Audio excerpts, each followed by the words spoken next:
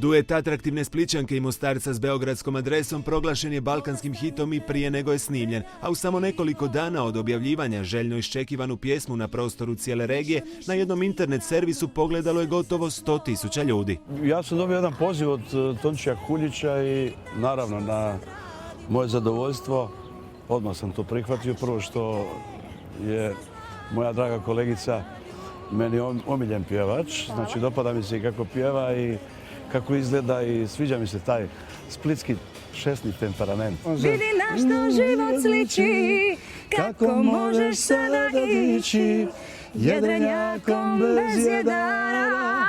Bravo! I ko tu konga vara. A naravno imao sam puno povjerenja u Tončija i on mi je rekao ja ću ti poslati da čuješ ti pjesmu pa ako ti dopadne da uzmeš. Ja sam rekao s obzirom da si ti autor koji se meni jako dopada, ne moraš mi uopšte slati, ja imam povjerenje u tebe. Moja želja bila da to bude Željko. Željka cijenim, dobar je čovjek i ima prekrasne pjesme. Ja sam se zaljubila u njegove pjesme. Što su drumovi za mene, za tebe su ulice, tebi treba neko snažan, neko jak i siguran, a ne čovjek kao ja. Popularni duo radi punom parom, a u planu im je i nekoliko zajedničkih koncerata. 55-godišnjeg pjevača, iza kojeg su 3 rasprodane beogradske arene, 15. svibnja očekuje veliki koncert u Areni Zagreb.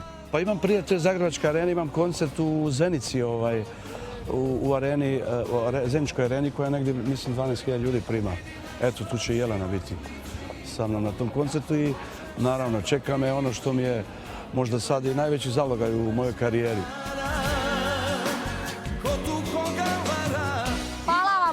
Marija, vidimo se. Ljubim vas. Lijepa pjevačica radi na svom drugom samostalnom albumu koji bi trebao izići u rujnu, a na jesen sprema i dvoransku turneju.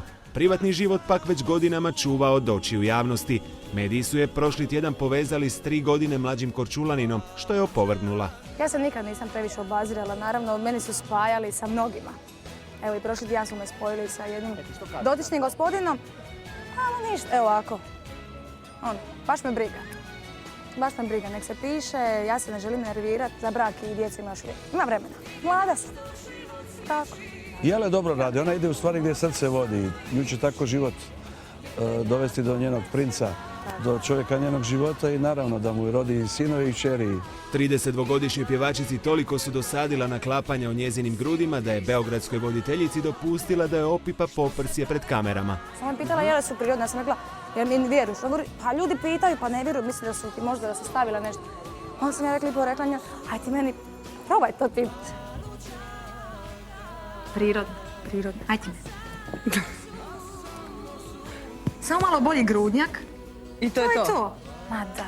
Zamisli koliko je muškaraca zažalo što nisu voditeljki. I to je to. Šetnju Splitom završili smo tradicionalnim dodirivanjem Grgurova palca. Imate li možda neku želju vas dvoje? Ja ne volim da pjevam na svadbama, ali evo recimo volio bi da otpjevam kad se bude Jelena odavala. Nisam ti prijatelj ni brat, da svoje mi tajne pričaš ti, al mogu ti kad god zatreba ponovo biti ljubavni. Opa, bato.